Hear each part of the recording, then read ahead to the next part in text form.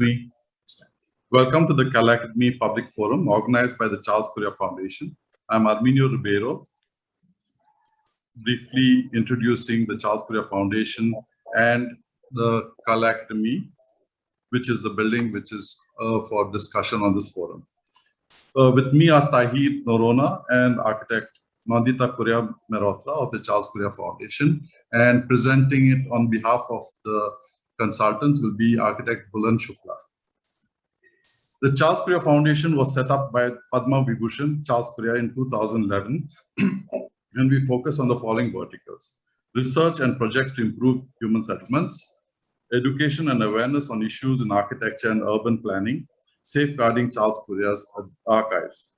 We have organized this public forum in the interest of transparency. The information about Acoustical renovation has been difficult to access even for us, and we appreciate that the consultants have agreed to make this presentation to the people of Goa and to the international community of architects who value Acoustical. The Acoustical was designed in the early 1970s, constructed from 1973 to 1983.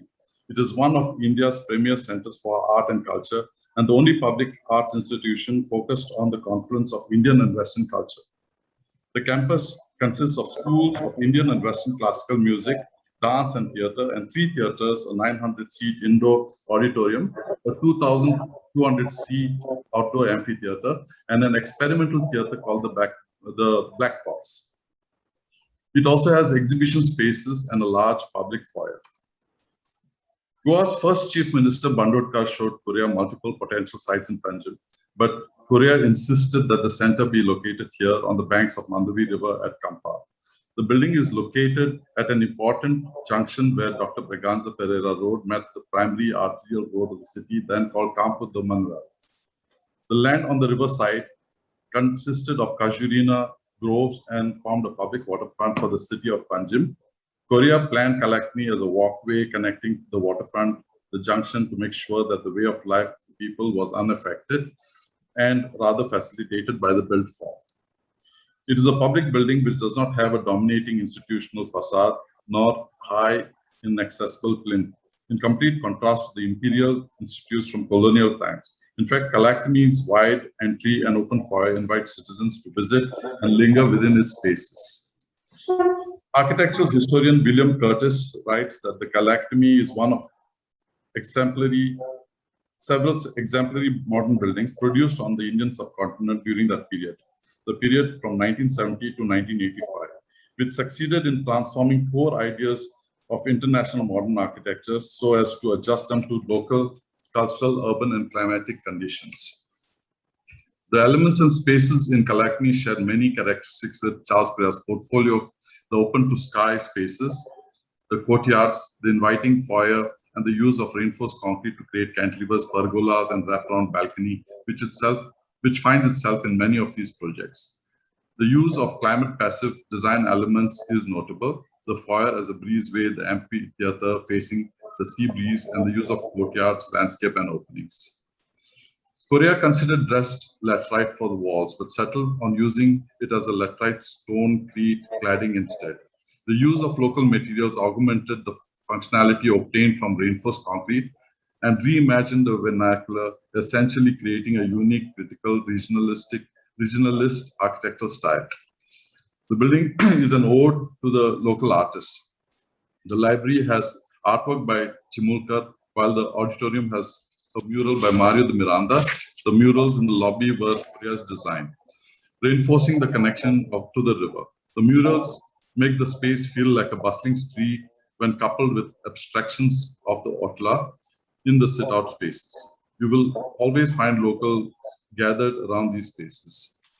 Perhaps one of the reasons why Goans are so fond of this space is because, in the words of Himanshu Gurde, quote, "In principle, this place says it's open to the city. No architectural sign of exclusion apart from the gate, which is kept generously wide and low, is visible from the footpath to discourage us from entering. Indeed, quite the opposite. This is a building without a plinth, walls, and doors, which to keep the world at bay. Over the last 4 decades, we have observed that the Acoustical structure is damaged and needs repair, mainly due to seepage of water from the floor, and the walls, as well as poor waterproofing on the roof slabs. We have noticed that all repairs to colectomy have been done in a hurry and to meet certain deadlines of events functions. Due to short time frames, it has not been possible to address structural issues. Instead, the immediate requirements of refurbishing interiors and painting has taken precedence. It is a lesson to be learned how easily a structure can deteriorate if fundamental issues are not addressed. And an expenditure which runs into crores does not add value to the life of the building. We are pleased that the government has taken this decision to repair the colectomy, and we hope that this repair will be done systematically and not miss addressing any core issues. I would now like to hand over to architect Buland Shukla, who represents the consultant and will explain to us what exactly this repair work covers. Over to you, Buland. Thanks, Aminu. All right. So I'm going to miss a couple of slides because you already described a lot of things that Kala Academy is, and we don't need to go over it. But what I'm here to do is bridge a massive communication gap, which makes sense as you establish, like even for the foundation, it is difficult to gather information. And the idea, and thanks to Tahir for also initiating the conversation, the idea was to establish an information channel which does not leave the general public perplexed as to, the last notification was, there were rumors about demolition, then there was something about rainwater pipes and like disconnected pieces of information. So we decided to compile the scope of work that is proposed for the current restoration project going on. And I've taken in inputs from various consultants for the project, and we'll just run through briefly the programmatic requirements. All right, as we go on, we'll obviously add certain details. My primary job in this project is that of an acoustical consultant. So when it comes to that section, I'll probably talk in a little more detail. But of course, if there are any questions, just push them through and we'll try and answer all of them as much as possible. Okay, so I'm going to start with the slides, which I somehow cannot change. Yeah.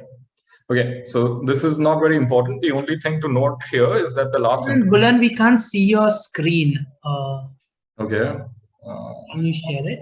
Just check if they're sharing your screen. Just a second.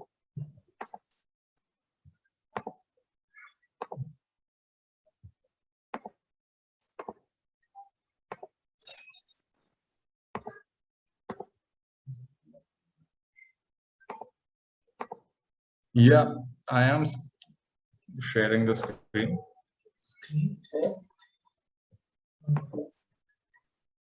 No? Try now.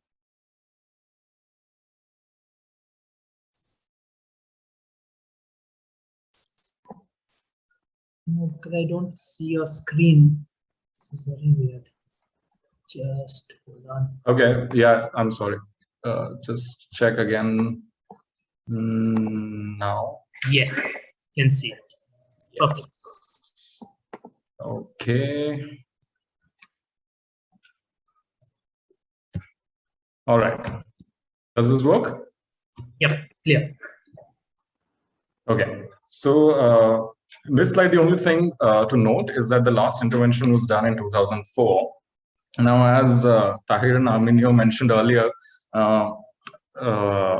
information is pretty hard to get. For us also to understand what had been done and to come up with a new scope of work was a task which took us almost a year through non-invasive tests. And as and when we started working, we figured out more and more things, which is what we'll share in the course of this presentation. Primary observations that happened, this was mid 2019, almost during the lockdown. These were all non-invasive observations.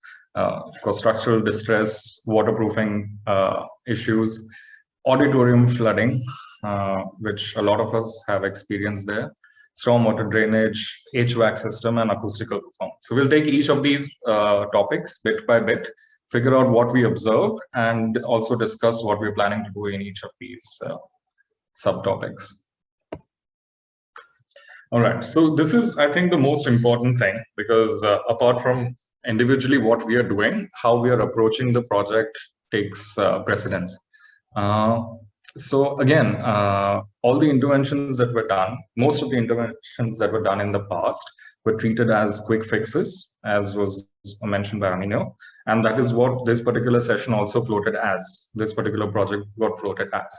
And then we realized that there have been enough quick fixes. And if we need to address a wholesome restoration, then we need to identify all the important characteristics of the building, all the important services of the building, and once and for all address all of them and future-proof them so that we don't have to keep doing it every year, every year before IFI or every year before some other function. So the first point is to avoid patchwork solutions. Just because something looks damaged, you don't hide it. You treat the cause and not the symptom. So it's pretty much like medicine. Like if there is a fever that you're getting, instead of suppressing the fever, you treat the cause, whether it's an infection, whether it's some other issue, and that gives us a long-term solution. And that is what we've been trying to do, understanding root causes of all the symptoms.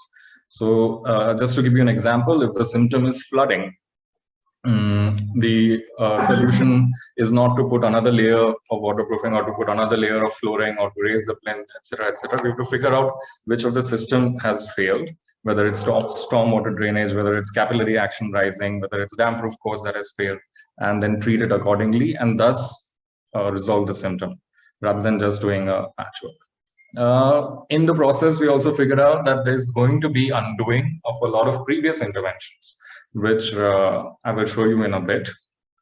And since we're doing it after almost 40 years, certain techniques have changed, some for the better, and will try and incorporate the contemporary guidelines for such projects. Acoustical intervention. So I was told, in fact, in a very enlightening discussion with Tahir, that the initial treatments were of a really high quality, but as we reach the stage where we discuss acoustical interventions, we'll also show you what the current situation is. And of course, the building's been running for 40 years. So the people who are running it, the admin department, have realized that, maybe we don't need to use this space for this particular purpose, etc., etc. So they have given us a whole lot of guidelines as to how we can rework the programmatic requirements. And we are also taking that into consideration, which we will show you in the due course.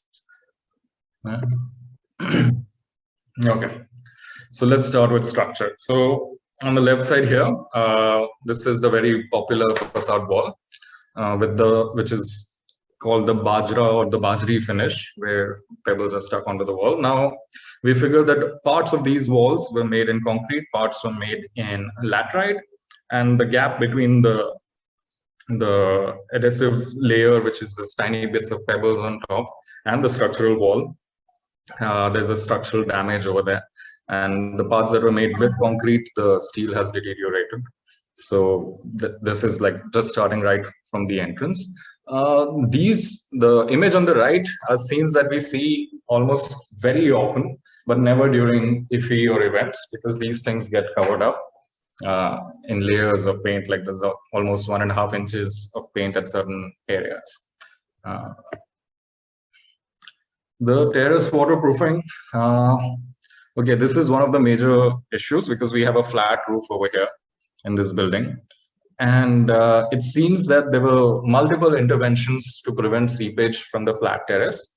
And in a recent study, also given by the IIT Madras IIT Chennai report, they suggested that there's way too much dead load added on the terrace due to layers of waterproofing that was done in the previous interventions. And they strongly advised us to shed some of that load and redo the terrace waterproofing. And the right-hand side image, you see this is the art gallery section. As you enter the academy, it's to your right-hand side. This room often gets flooded. This is right under the waffle slab, the image on top, because it used to have a false ceiling. And because of the false ceiling, you can't figure out what is happening underneath. And this is actually just detailing out the level of corrosion that has taken place in the structure. In a lot of places, we've entirely lost the cover area. That's the space between reinforcement and your final finish. A lot of places we've lost steel itself due to corrosion. And a lot of service access parts, even amphitheater and Audi and all these parts have suffered intense damage. This is one of the service parts where you can see the loss of the cover space.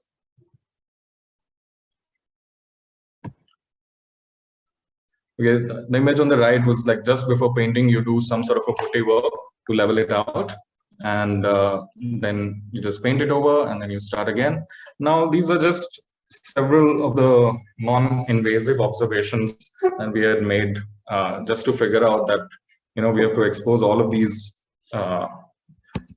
treatments down to the core level and actually figure out what is causing all these issues, you know. And we had certain guidelines already in place thanks to several reports given by noted scientists and noted institutions. So that was always something that we could fall back on.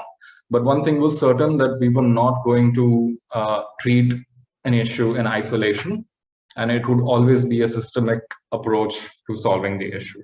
So we would not just treat the auditorium in isolation and just, let's say, prevent flooding at that stage. We just prevent water ingress altogether. And with that comes all the issues that we discussed, including stormwater drainage.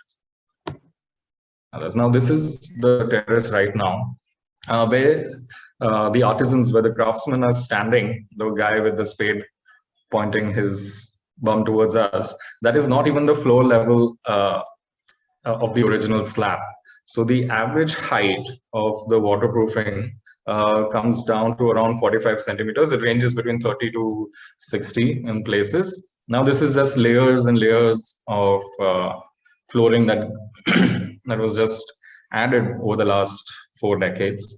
And now we have raised the slab level to 45 centimeters. So now if there's one leakage in this level and somehow it trickles down to the slab, there is just absolutely no way of dealing with this situation other than to just remove all the dead load entirely, as was also suggested by the IIT Madras report. But this is just to give you an idea. So just looking at it without an invasive procedure, there was no way we could have figured out, unless you do a core section or you do some sort of a test to see how much load we've added to the building. Okay, now these are the basic guidelines towards concrete or RCC restoration. The guidelines have been established by Dr. Jahangir from IIT Bombay. And this is just a larger view. Of course, specific cases need specific treatment, but this is just a basic set of principles involved in structural repair of RCC structures. So you have anti-corrosion, you have the weakened concrete where you remove it and you redo it, strengthening of RCC columns with carbon glass laminates, removal of the stone cladding because that is just dropping like pins, removal of existing waterproofing, which is what we just saw in the previous slide, which was ranging anywhere from 30 centimeters to 60, and the auditorium area. So it's very much restorable. Unfortunately, there is no demolition. The rumors were just, or whether there were statements, I do not know for sure, but there is no demolition that we have proposed, at least when we took over the project. It can be restored. It's just a matter of understanding where the damage lies. So using these basic techniques, but basically you remove the weak parts of concrete, you expose the steel, you see if the steel is doing well. If the steel has corroded, then you put new steel, and then again you treat it with anti-corrosion treatments, you treat it with bonding agents, and then you redo the cover area of the concrete and you finish the slab again like new. Instead of just putting some putty over it and painting it, you have to treat the core structural elements, which in RCC is mainly reinforced steel.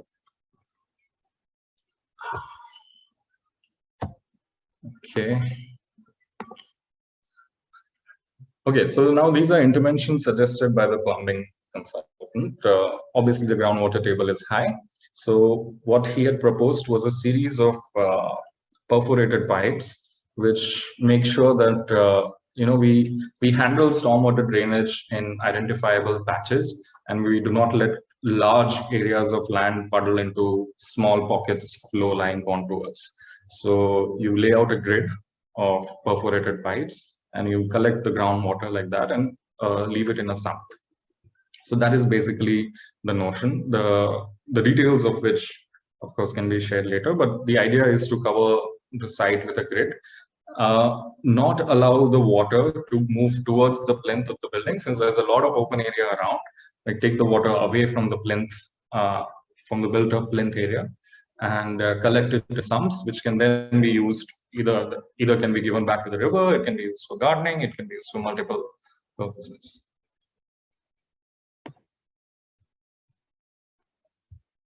Yes, primarily what we just discussed. Network of perforated pipes, which just runs throughout like a grid throughout the structure.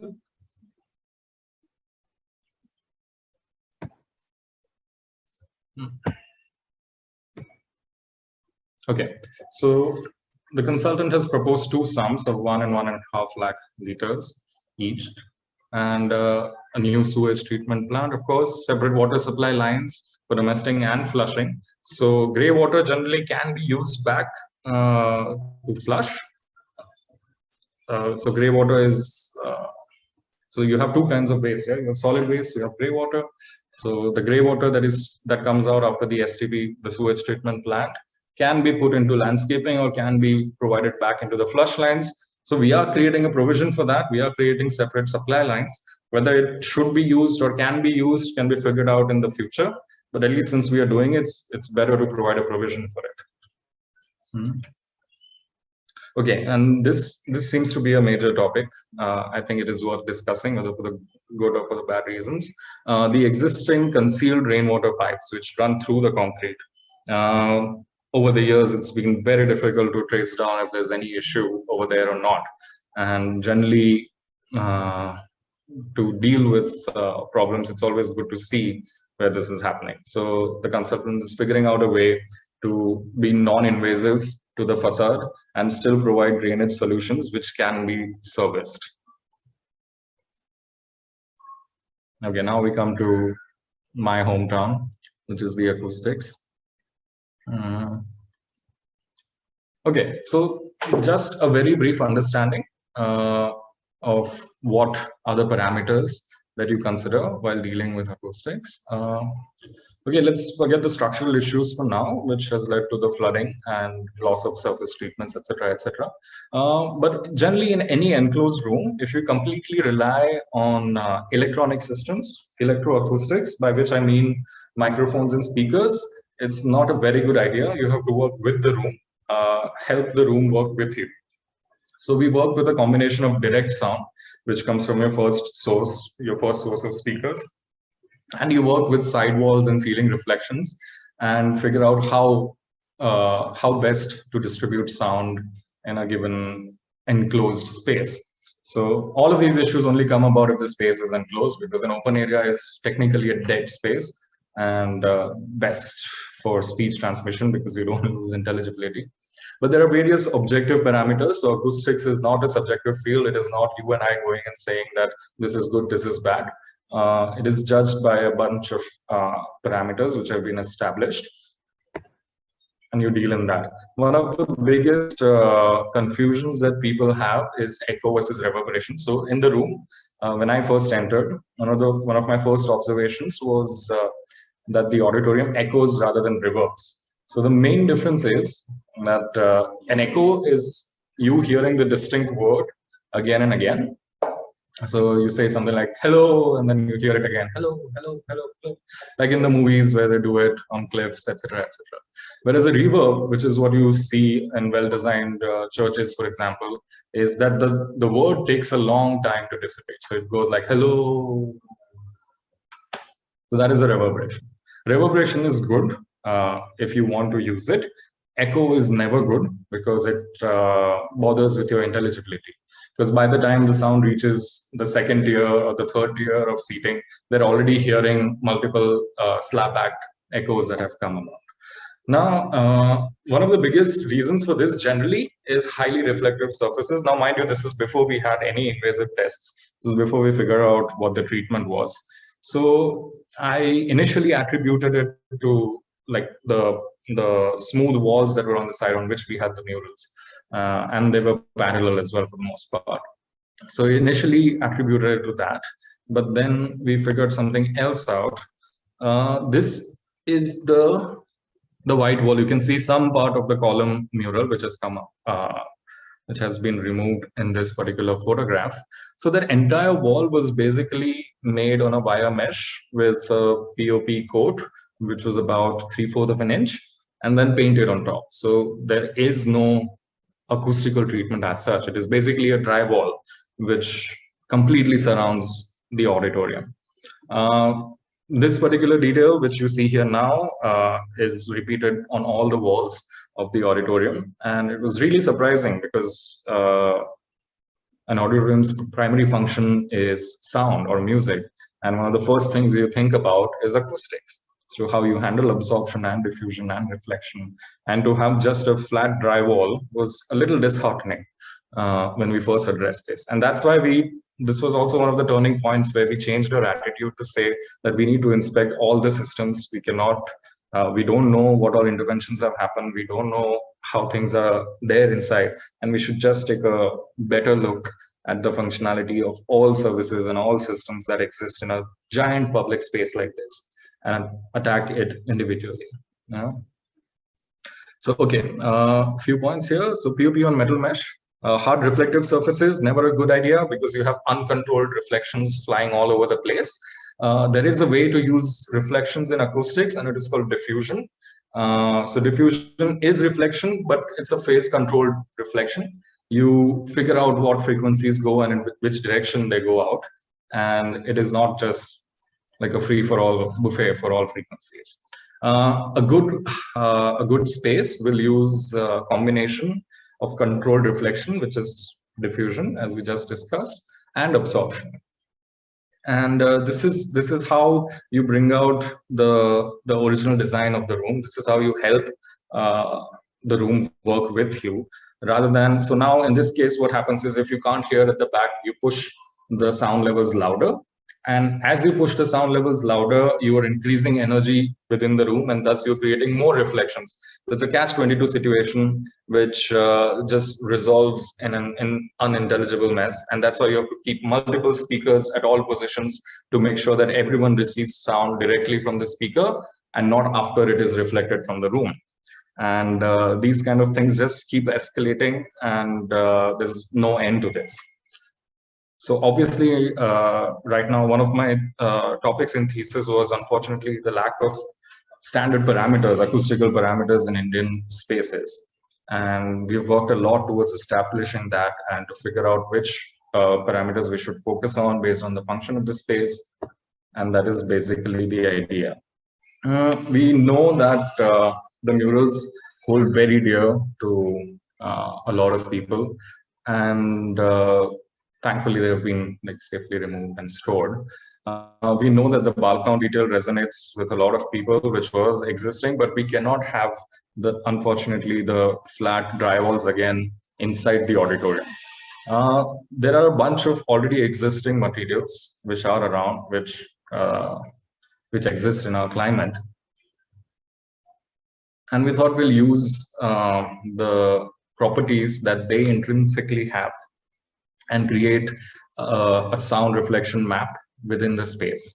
So, of course, there is going to be a sort of a balcony, but the balcony will, the back of the balcony behind, so this is where the mural will go back again, the cutout murals of Mario Miranda. And, but the back of the mural will serve as a diffuser. We have broken the large continuous flat wall into series of bays, if you will. And these bays have a profiled laterite projection, like almost like a pilaster. And the profile of the laterite molding will be decided once we figure out which frequency centers need to be diffused. In the lower level, so generally low frequency sounds are omnidirectional, they travel in all directions. High frequency sounds are highly directional. And generally, the low frequency prefers the ground because the subs are placed there and they travel through the ground. So we actually slice up the surface and figure out which slice of the wall is going to focus primarily on which frequency band, and design treatments accordingly. So the lower portion of the wall will have resonant absorbers. We will go into details if someone is interested. I can't see the chat window right now, but just to tell you that we've divided the walls into several treatment options based on the frequency centers. And we also thought that we should pay tribute to some of the indigenous art forms. So in the ceiling, which is currently just a square grid, also just purely a rock, a mineral fiber sheet. We could carve it because we need some amount of absorption as well as some amount of diffusion. We could carve it in motifs that already exist in Goa and pay a tribute to the Kavi art motifs that we see all around. And that helps us functionally as well, because instead of just doing a blind perforation grid, we just figure out how much percentage of that panel needs to be cut out and work a panel according to that. So we work with softwares and that help us decide whether this pattern works in our desired percentage perforation or not. Okay, I figured I'm going too much into detail with this, but we'll come back to this if anyone needs to know more. Yeah, now we move to the HVAC observations. HVAC is primarily a series of ducts that we have. Some of them are insulated, not only for thermal protection, but also for vibration isolation. So right now what we've decided is, instead of cladding it with glass wool, which is highly frowned upon in the international market right now because of its health hazards, we would just put mass loaded dampeners. So these are like extremely dense materials, which when attached to a light surface like aluminum ducts, adds mass to it, and the greater the mass, greater the inertia, the greater is the difficulty to move or to vibrate that system. So we basically do a fake mass addition, and in the process prevent rattling and like tiny micro vibrations that we get due to the flow of air and due to the fans that exist around. Yeah, this was quite a death trap to visit the substructure. There's insulation all over the place, which we couldn't stay there for long. But anyway, some of the issues that the HVAC consultant has brought about is primarily the load requirements. So currently the HVAC capacity is 76 tons. And as per calculations, it should be around 200 tons. So we definitely need to amp up the air handling, the air processing capacity of the current HVAC units. Return air volume. So when you're pushing air, you also need to take air back, and they were not distributed in an efficient manner. The other important observation that was brought about is that certain rooms were connected to certain units for air conditioning, which were not very efficient. For example, if you want to run, let's say, just a bunch of small rooms, the larger AHUs will get activated, which actually you don't need to run. So a better distribution of load requirements versus the handling units is suggested. And then if you just want to run the offices, you just run the offices and you don't run larger machines for that. And of course, there is corrosion of metal parts which need to be redone. Yes, unfortunately, I just saw a message a bit late. So the Kavi motif goes in the ceiling. The current motifs or the cutouts, Mario Miranda's cutouts that we have will go back to the walls where they belong, and the ceiling generally is darkened out. You don't take a look at the ceilings, but just thought it's a more interesting way to do things rather than keeping it trapped. Distribution of load and chilling, which we just discussed. Use of variable refrigerant flow. Again, it follows the same pattern. We just need to do it more efficiently now if we are redoing it, because there are better techniques to do so. Independent compressors, which only function when certain spaces are used. Okay. All right, so this is like a bunch of basic observations and proposed changes. Right now, what we're doing is we are attacking each of these situations individually and discovering more and more. The idea to start this exercise was to develop a healthy exchange between the interested parties, because I understand that this is right in our backyard.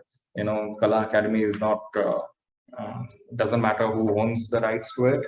Kala Academy is a public building at the end of the day, and everyone feels like it is their building. You know, everyone feels attached to it, and lack of detailed information does not work in the larger interest of the building. So if there is a information exchange, then it always helps, whether it's the execution party or the general public. So the idea now post this presentation is that as and when we discover new things, we take each of these individual topics, which is structural repairs, which is plumbing details, the HVAC details, the acoustical details, and as we develop plans, as we do more documentation, hopefully have a cloud database where all of these things get uploaded, and of course a panel which Tahir has also shared with me, like a bunch of very knowledgeable people who would be interested in contributing and knowing more. And the idea is obviously to do a good job. So the idea is to get as much information as possible. It just so happens that the execution committee is this particular committee, and it is just hopefully a beginning. Sorry, I cannot see the chat windows, but I do see something's coming up. So maybe what we'll do is we'll pick questions from the chat and structure them also in such a way, because people are asking on a variety of different topics, and your thought may get mixed up as well. Okay. So maybe you can do this, Tahir? So we can do that. Let me just pin you so that I can see. Yeah. Okay. So to start with, I think the first question that I'm going to take is by Poonam Verma Mascarenes, who asks, will the laterite columns be exposed? Will the caveat clash with Miranda's murals? And will the back part of the balcony be plastered or look like what you've shown? Okay, just a second, I'm trying to get that chat so that I can address it properly. Yes, will the laterite columns be exposed? Are you talking about the laterite columns inside the auditorium? Yes, for your design of the acoustics. Yes. So you know, laterite is a porous stone. It is not.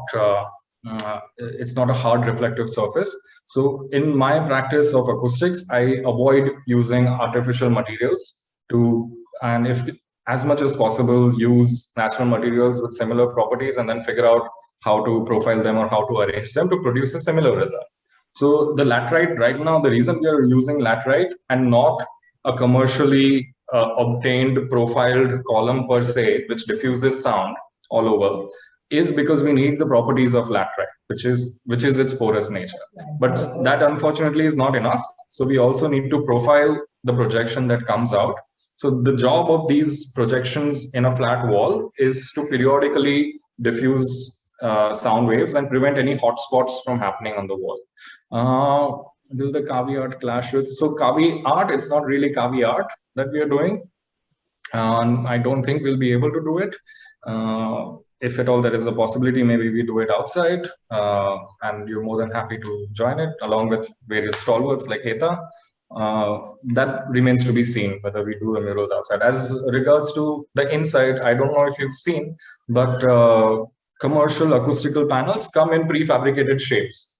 I don't think we need to use a design generated by a machine.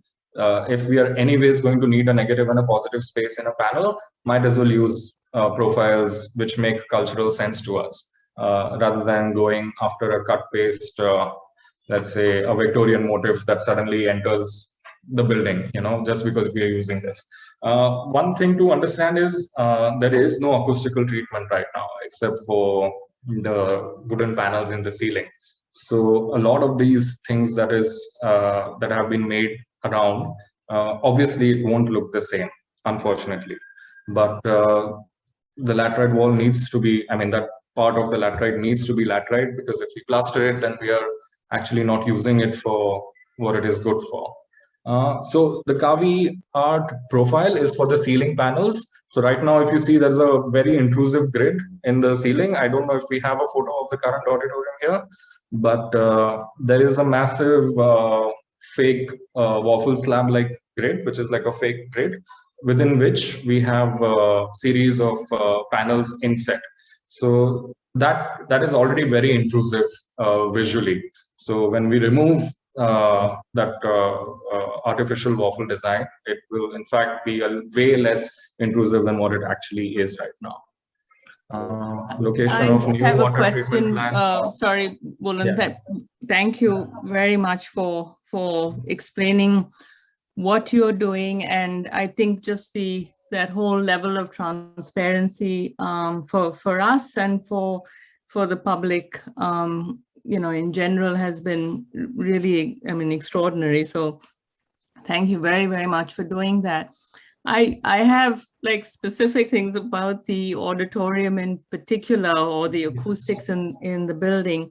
I don't know if you know, but both Baran and Newman, who was like a Boston-based acoustic firm, who you most probably heard of, they were very, very good, and Bob Newman was Charles's professor at MIT, and he did the acoustics for this auditorium sort of pro bono, because Charles asked him to, and at that time, the government wouldn't have had the ability to pay fees like that. And so he came in and he worked on it, and he kept it very live, because he realized from discussions with musicians and performers in Goa that since it had to work for both Western and Indian classical music, the reverberation time needed was different. And he put in systems that that musicians could manipulate to change the reverberation. And so one of the things was that behind Mario's murals, and that was now there was a different material which was much more absorptive, and so by changing those sort of balcony kind of images, that you could change the reverberation in the wall. And the same with the ceiling. The ceiling had silhouettes behind that grid, were silhouettes of trees, and Arminio most probably would remember, anyone of my age would remember this, that after the performance the lights would come on in that space. But that was also that kind of double system where you have a hard surface, and then behind it you had a very absorptive surface, and that play between the hard and the soft was allowing you to change the reverberation. But you could manipulate all that, and the people working there knew that, and they would ask you what you wanted, and they would tell you the flexibility, and anyone rehearsing could do that.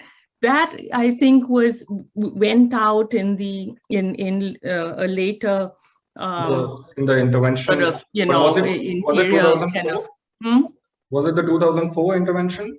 I suppose it was, yes, but until then it was there, and I think Arminio most probably would remember exactly when, and what exactly happened. But we could pull out those drawings and stuff and share them with you. But it was really quite an amazing acoustical system. I would imagine, because it shocked me to the core when I saw the current situation. I thought it was some sort of an in situ absorptive sheet that was cast on the wall, but when we realized, and coming to Poonam's point, Poonam, what you see right now is not what Nandita is describing. This is before that intervention took place, and it actually resonates with this idea of having a hard patterned overlay, a hard surface, and going back and through the perforations or through the negative spaces to address the absorption criteria. If this was done a decade ago, I think it's a really, really beautiful thing to do, because even now the acoustical practice promotes that kind of thing, where we don't go for a completely dead space,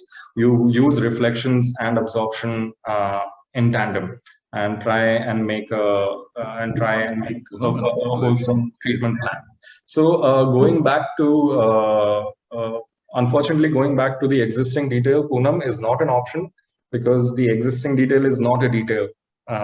It is a surface which does not serve the function. But as Nandita pointed out, if we have documentation of the earlier treatment plans, I could reverse engineer and figure out what, run reverse engineering simulations, figure out what acoustical parameters were derived through that kind of a treatment in this place, because it's very easy to do that now. You attach parameters and various indices to these materials and figure out the performance of the space vis-a-vis what we are proposing now with the current set of materials and and the current set of treatment plans.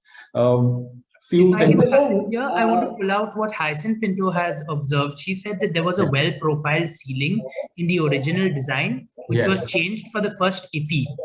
Is that the tree pattern that Nandita is talking about? Yes, because now if you see, if I remember, now there are just black painted cement boards in the false ceiling, which was not the case. I think even Hyacinth, who's been a practicing architect for a long time and would know what it was. So yes. Poonam, of course, I mean, it makes perfect sense. Although at the same time, I don't think we need to be so hardcore and recreate the same patterns. If we take the idea of the notion and say that, okay, we have to work around these perforated things. And I'm open to it because as a consultant, for me, unfortunately, I'm also an architect. I'm just not a pure consultant. But aesthetics do come into the picture. But at the end of the day, what matters is the percentage that is open versus percentage that is reflective. And if there are patterns that we can fall back to, but I don't think, I mean, it's wonderful to look at it. It's wonderful to absorb that. And if we can incorporate it, maybe not exactly the same patterns, but in the similar theme of things, it's always doable. One of the only ideas we push forward is that, if we are doing patterns, let's customize it, which according to Nandita was also done earlier, which is like really good to hear, because if you spend time and energy and not do a mass produced solution, just by the fact that you're aware that these elements exist, you will put some thought into it, and you would not just make a blank wall, you would not just make a blank statement. And because we are thinking of each and every element that goes into this treatment, these kind of conversations come about. Like, back in the day, the earlier treatment had a particular pattern overlay, which is what we're discussing right now. So my proposal right now is to reflect patterns which already exist in architecture around us, like do some contextual patterns. Of course, we can, if we get documentation of the old pattern, we can also use that as long as the percentages match. That's completely doable. So, Bulent, I think that what the foundation can do is try and locate these old drawings. That would be lovely. Yeah, and ideally, we would like to maintain the image that Charles Correa left behind of that space. Yes. So let's see. Something that's unique. I don't think there have been such explorations before. Yes. And I think that this part of the history and the the understanding of that particular internal auditorium. Yeah. So what I'm saying is I would just like to remind you that certain because you have been exploring from where you have last got information. True. So I think that you start from the point where Charles Correa left it, and at that point, that is always a lovely. What Nandita also says is this was designed by very fine acoustic consultants, and they would have known what they were doing, because I remember being in this auditorium with and without the amplified systems, and in both situations it performed amazingly, and exactly. I think that this is something that could be something that we could re-explore and try and reinstate in that auditorium. Exactly. So one thing is restoration or an acoustical restoration of this nature. Believe me, I know what we're talking about, because me and Dr. Allen coined the term acoustical restoration. It is not that easy as an aesthetic restoration, because you have documentation of what a wall looks like. To make it look the same way is very easy. To make it sound the same way is very difficult, because we do not have measurement data. I don't know if you do have acoustical measurement data of that time, but if you have that, that will be more than helpful, and we can recreate the parameters. And materials have changed, techniques have changed, and we'll try and follow certain patterns established by Charles Correa himself and try and achieve the same parameters.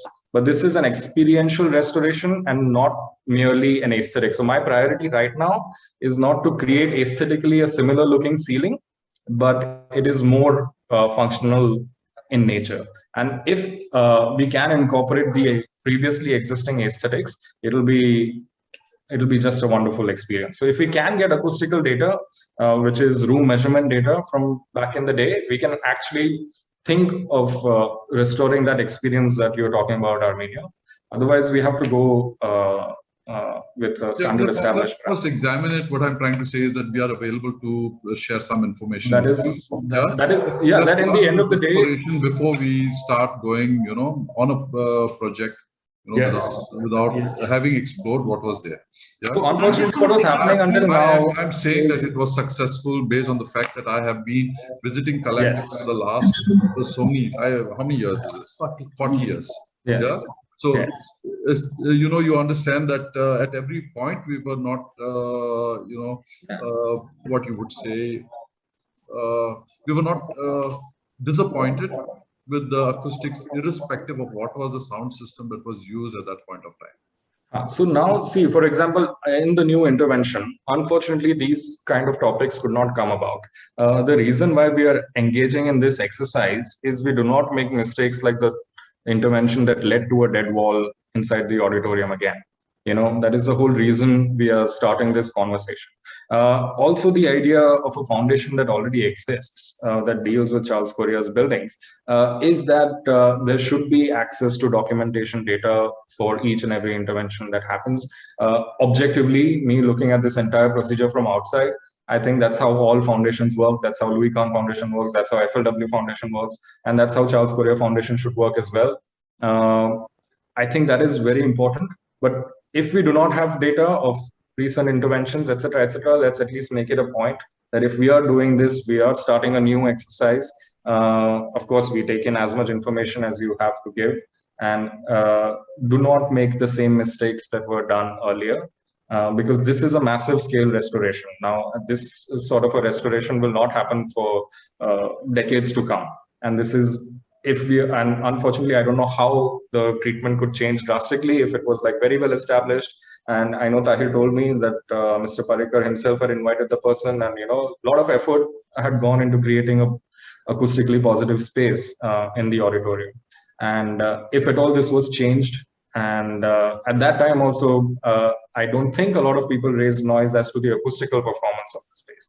It is only now that we are exploring these factors, and we are explaining that these are the parameters that come into play. And if we are doing that exercise, we should definitely consider all the existing data that we have and make sure that we do not just take a shot in the dark. I think, what we have experienced is so many things going wrong with the collective. And this is an opportunity, since you are sharing this information with us, that we can kind of make sure that whatever happens in the future, it goes to rebuilding colectomy the way we know it. So that is my point. And we say that we probably did not complain about the acoustics, but we were aware that all these things had changed. And the question was, how much did we have in our hands to be able to do this thing? What shocked us was when we, at some point of time, discovered through newspaper articles that collective was to be demolished. This was shocking. There's a time we decided that if we are going to take any action, we are going to be more proactive in the life of, and in all whatever work is being done in collectomy. And that's how today, we are all sitting together and discussing over the table. Thanks to the efforts undertaken and consistent efforts, and not only on this side of the table, but also on this side of the table. It's taken us equally. We respect that. We respect that. We understand that. Yes, on either, because I will have to step into the building. Whatever small part I play into this project, it's also me stepping into Kala Academy after it is done. And if it is not a good job, if it does not resonate to the principles laid out earlier, it is going to sting everyone for the rest of their lives. It is not a small thing. So thank you for making the data available, because that will help us go a long way. And I'm not just talking about acoustical data in any other fields that we discuss, because as I said, we can have individual discussions about each of these fields with respected experts, and exchange information and figure out what is the best possible way. Right now, we have just briefly shared with Tahir that Dr. Jahangir had given, from IIT Bombay, had given us some guidelines as to how to address structural restoration. So that in detail would be given out, and we can again discuss with a set of experts which you have on panel and go in further detail. I just want to share a few observations that have come in from members of the audience. So Annabelle Lopez says, the original acoustical system should be definitely considered. Introducing Kavi art designs alongside Mario's art in the space is of concern. The visual conflict needs to be considered. Hyacinth says, a whisper on stage could be heard right in the last seat without a microphone before 2004. We should achieve that again with Bullen's ideas. Yeah, that is the idea. So that's why you don't make a dead space, you know, otherwise it is just a thing. Just a second. I'd also like to say that just to, for a minute to move back to some of the waterproofing issues and the structural repair. I think all that you're doing is good, and it really, the waterproofing needs to be dealt with. I mean, there's just tons of layers. I was shocked to see from the you know, from some of the analysis how much dead load there was from that old brickbat Cobra that's been slapped on so often. And so I think that's very good. I was surprised to see how much false ceiling there is in the lobbies, in all the spaces, which is part of the problem because you never saw the leakage. And I think to be able to see that even through all the layers of paint it would have come through would be far, far better than hiding it by putting in false ceiling. So that the old waffle slab, if that could breathe again, that would help us. And I think I just want to say in the long term also, just to you know, have this kind of level of transparency, but also to have informed professional sort of guidance. I was thinking of, you know, systems like a kind of capital needs assessment or a physical needs assessment, which is done in the US and in much of the world, you know, as a regular practice, especially for public buildings, is that a team of engineers and architects, there are many consultancy firms this way who come in, do an audit and tell you for the next 10 years what you would need, or 20 years even what you would need on a yearly basis. So the air conditioning system has already lived its life and will need to be repaired, or the carpeting needs to be redone, or whatever needs to be painted. Everything has its own life cycle, and that is properly tabulated, and you're told that in this year you will need so many crores, and in this year you may not need very much at all, but you know, that needs to be done so that we have some way forward, and we don't have to badger the government or whoever the client is as to you're not maintaining it. They don't know what to do half the time. And so at the end of this, I think if we could have such a system in place, such a report, which perhaps projects 10 years, but then in 5 years gets done again and reevaluated, and then projects the next 10 years. That as a system, I think, could save a building like the Kala Academy, but many other buildings around the country. And I think especially for our more sort of, you know, our modern architecture in the 20th century kind of buildings, because they have more systems in place. Yes. While the older, say, stone buildings with a tile roof, you know, they, again, more transparency as to what is happening to the stone work or something, while these buildings are more complex, and especially when you put in false ceilings, which was done about, I think, 17 years ago in the whole building. And that really, in fact, what collapsed 2 years ago was not the actual ceiling, it was the false ceiling. It was the plaster of Paris panel that also it's running services, so the services also fall apart with the outer layer of concrete falling down. But what you said is absolutely correct. In fact, we've already pushed that. So as you said, certain systems need different timelines to be maintained. but we have proposed to give them an annual thing with multiples of 5 years for certain larger systems, to give them a set of guidelines and a set of consultants who have to be approached, and the guidelines set up by the existing consultants anyway, to say that, okay, please check so and so aspects after 2 years, 3 years, 4 years, or 5 years, and do the following checkups. Whether it is, even if we have concealed pipes, there are ways to check, how they are performing. So these kind of things are absolutely necessary. Maintenance guidelines are the way to go ahead, especially because this is a large scale overall restoration, and we will have access to performance and existing quality of all the systems across the spectrum. So this is, of course, that's something great. What we can do is increase the scope to make the guidelines available so that you also have access to it, and you can also see whether the guidelines have been followed. I think that makes perfect sense to do so. Okay, I want to move along to water seepage now. Jayu Patwardhan says over the last 10 years, the rain has been heavier, and since we are close to a river, I wonder if the water table will get worse and there will be more capillary action in the indoor auditorium. To add to that, Abhijit Salkar says that in addition to a proposed system of perforated pipes in the plinth, along with collection tanks and pumping, a system of deep trenches all around the plinth of the auditorium is necessary. What are your thoughts on these two? Yes, so generally what we do is we create a sort of an apron around existing plinths. This is what we do in heritage structures as well.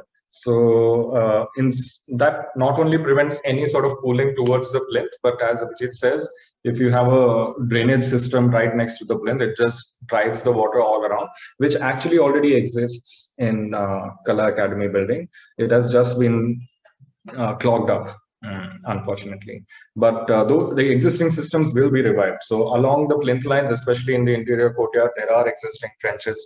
If they have been clogged up in some places, we will reopen them and redo it. But that is a very valid way of handling water seepage or water ingress from stormwater drainage. Capillary action is something different because that we are dealing with water that is already under the plinth. And the trenches, unless they go below plinth level, will not help a lot in it. So that's why they have isolated the current drainage plan. They have isolated certain flooding prone chambers and provided a system to do that. But if we can extend trenches or weep holes through the plinth underlying thing, we will have to. That is obviously a very good option to do so. But right now, our priority is to expose the existing drainage lines which have been covered up and clogged up and figure out how well they function. We are very early in the stages of restoration, and we do not know the extent as yet because the rains have also hampered the works right now. But yes, the idea of having an apron and a drainage along the plinth is a great one, which I think already exists around, right from when you enter the waffle slab area to the backyard, which opens behind the canteen. There is already a ring of sorts, a drainage ring of sorts that protects the plinth.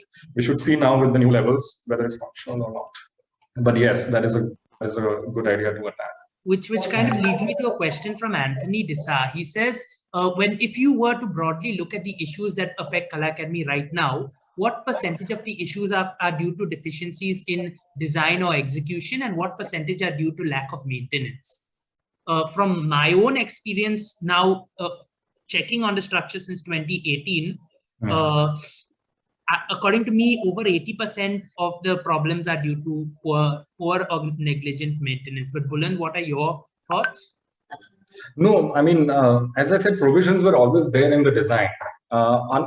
This question brings me to another topic which I wanted to discuss, is relooking the idea of modern heritage. I mean, we consider heritage only because we have such rich heritage in Goa that only once a structure has seen a couple of centuries do we think that it has a status, and that's why the maintenance cycles of those structures last like decades apart. But when we are dealing with modern architecture and modern heritage, which is what this building falls under, we cannot avoid it for 30-40 years and say that, yeah, we'll just do a wholesome job all over again. These kind of structures, as Nandita pointed out, need regular maintenance cycles. Unlike our the other architectural heritage that Goa has to offer, which spans centuries. So maintenance for sure, lack of visible inspection, and also counterproductive interventions, I would say, are equally responsible, because the minute you keep patching these things up, you are just not dealing with the issue, and just water will always find its way out. Yeah, the steel network runs throughout the building. So if you block one patch, it will just come out through the other. And I think both lack of maintenance and counterproductive interventions are major contributors to the deterioration right now. If we are talking about functional changes, I mean, in my case, the acoustics were completely changed, so that is not even a problem. I mean, that is just a different case altogether. But if you're talking about structure, I think these two things are the most important. Not so much design flaws, because even Abhijit pointed out that plinth drainage patterns, etc., everything has been thought of. It's just difficult to look at it after 40 years suddenly and say that these things have failed. Maybe it's not mainly a design fault; it's a maintenance and intervention fault. Okay, Bulent, can you clarify a couple more things then? One concern that has come up a lot, nobody's raised it in the chat, but I have read that there was a proposal to enclose the lobby and foyer and make it air conditioned. Is that part of your HVAC work? And at the same time, Sandesh Prabhudesai wants to know, he said before 2004, there was a crying room for babies in the indoor auditorium, which doesn't exist anymore.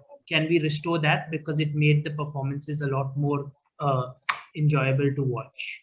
This is more curious than anything. So you locked up all the crying babies in one room? Like, what was that room for? That is something that that many auditoriums have, because because you do have kids coming to performances, and or someone gets a coughing fit and they don't, you don't want to open the whole auditorium and the doors again. So there's a small isolated this room. Wonderful. I mean, it can, in the current context, it can double up as taking phone calls, which a lot of people do within the auditoriums. But it's an interesting notion. And Tahir, the first one that you said, no, as far as the plans that I've seen, we have not changed any functionalities of any of the rooms, not even new walls or anything is coming up. As far as I am aware, there is no plan of enclosing any open areas or anything. The HVAC system, the proposal that we've received and the one that is in the BOQ, which you have at your hand, does not deal with creating new rooms. It just deals with upping the requirements of existing and refurbishing. Okay. We are not creating new spaces. Sandesh says also the black box was changed a lot. Its whole profile, which was earlier much more square. Even I remember the black box, and it stepped down almost like a little courtyard, has now turned into an elongated thing for events and presentations. And I remember, because when I was a kid, we went for a performance there. When they switched off all the lights, you could see nothing in the black box. Now the black box has completely changed into a sort of an AV room. So is there any plan to work with the black box? There are two auxiliary spaces to the auditorium. I mean, in terms of audio visuals, there is the jury room and there's the black box apart from the auditorium. The jury room, the feedback that we got from the admin is that it can actually, the functionalities that happen in the jury room can happen in the black box as well. In the black box, they wanted a control room, which is why I think you're talking about the profile being changed, because rather than just being a performance space, they've added sort of a control or a recording room per se. So we are waiting for new sets of parameters from the admin of Kala Academy, because they're also thinking all of these things through. And I don't know as yet what their plans are for this, unfortunately. But as soon as we know, as soon as the people who are running the building, as soon as the admin gets back to us saying what are the ideas or how they want to use the rooms, that's when we'll be able to understand these issues better. Can we go back to the site plan? Because I think some of the audience have concerns. They want to know, one, where are the new sewage treatment plants coming up? Two, are there any new buildings being planned in the parking lot or in any annex or anything coming up? As I said, there is nothing. As I said, there's nothing new coming up. Okay. I mean, this is good that we are talking because I don't know how these things are making rounds. Nothing new is coming up. Nothing existing is being demolished. No new spaces are being created. Let me check for the STP layout.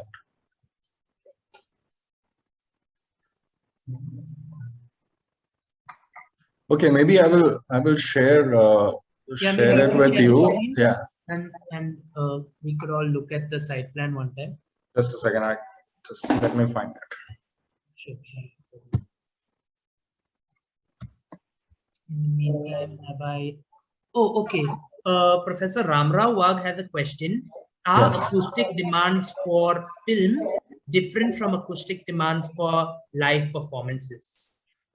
Yes, very much so, because films are almost always reproduce sound, and live performances are a bunch of things, including the PA systems. So, in fact, that was one of the. Okay, before I get on to that, Tahir, I don't think these plans are clear. What I'll do is on a different forum, I'll just share with you the location of STPs and the perforated pipes, which you can then put up on your page, and share this information, because this drawing I don't think mentions the STP location. One thing we can do is now, after this presentation, to all who are attending, this is also the first time that we at Charles Correa Foundation have even got to know what is being proposed in this construction. So actually, really thanks to Buland and the others from the consultant side who set up this dialogue with me maybe 1.5 months ago, and it's taken that long to even get to us seeing what has been done here. So Buland will hopefully, Buland, now I think we should have a discussion and sit, and we can show you what we have, because we have documented even a little bit of what happened in 2004. So I can even show you some of that, and I can definitely show you what we have from the original drawings. I don't think it's the complete set, but we do have a good amount of drawings from there. I think whatever Mr. Correa wanted to keep, because this building had a very special place in his heart and in his portfolio. So Yes. I think the next step is that we have a meeting with you and the whole team of consultants. And so just a few points which have cropped up, also primary concerns. Hyacinth is talking about maintenance engineers, of course, and that's why always having a second body to oversee these maintenance operations always helps.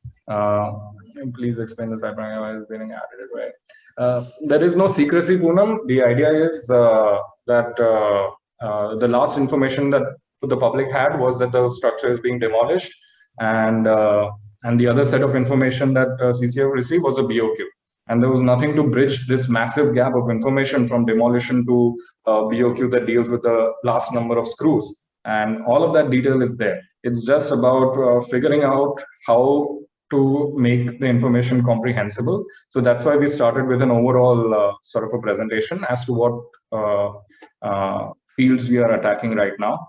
And we have planned a series of detailed discussions with each and every consultant in place, and also as and when we discover new things, because we've just started looking at things. But all that is the idea. The idea is to share everything and at whatever detail necessary, because you already have the finer point on paper. You already know in the BOQ what is happening.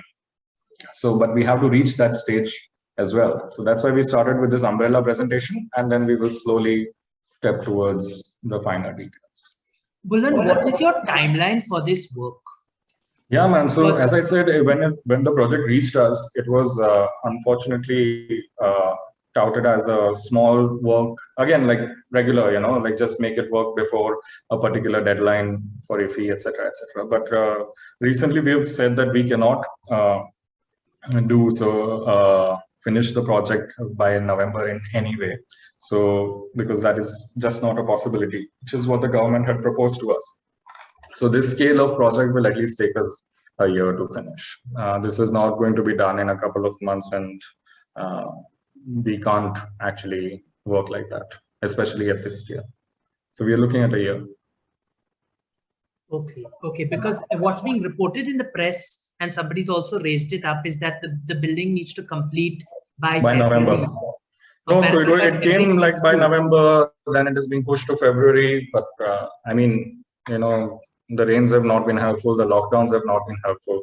So basically, we are just dealing with these situations. We have given them a year to work with this. I mean, that is what our initial stage was. And every time we are hit with a deadline saying that, can we do it before November, which is the latest information that we received, where we've replied that no, we cannot, because, and that is the last communication that I know of, because we definitely can't do it by November. So 2 more observations. Poonam says good work, a sincere work, can help so many of the country, as 20th century heritage will need all the information. Can we have a regular meet/presentation every 3 months? Rahul Mehrotra says that this point is in the spirit of this meeting. We have public presentations on a regular basis as a way of avoiding miscommunication and getting everyone on the same side of the table collaboratively. I think that is exactly the reason why we've been working so hard. Believe me, like Tahir and I have been talking incessantly for a few months now. We've been talking to various agencies, right from consultants to the government, to make this happen. Because see, at the end of the day, everyone's primary concern is that a good job gets done.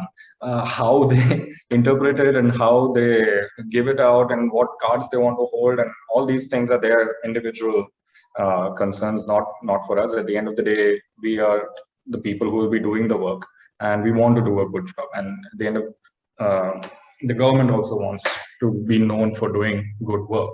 So that's why all of the agencies have agreed that we should have a proper channel. It's only that we have to go through several steps, and that is, so right now we've established a sort of a precedent between due to discussions between Tahir and myself and Tecton.